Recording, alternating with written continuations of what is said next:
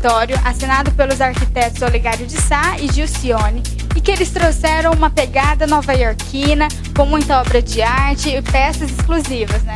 Exatamente, a proposta foi fazer um ambiente acolhedor, um espaço onde a pessoa possa trabalhar com as próprias peças que ela tem em casa.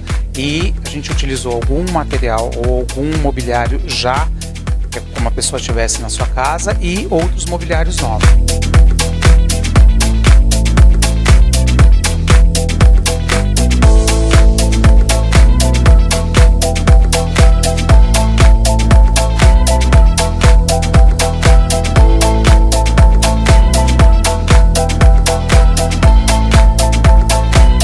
Ali uma escultura de cadeira do Museu de Arte Moderna da Daisy Chaves.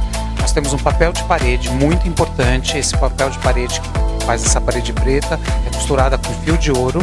Cada placa dessa tem um valor altíssimo, mas que dá todo o charme ao local. Como a gente tem o Skyline de São Paulo, a proposta foi deixar uma persiana, que é um lançamento também, bem leve, que a pessoa tenha o externo para dentro de casa.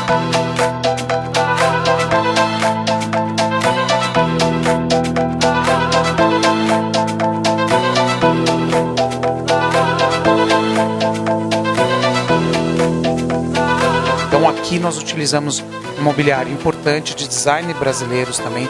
A escrivaninha é da Olho, que é de uma design muito conhecida.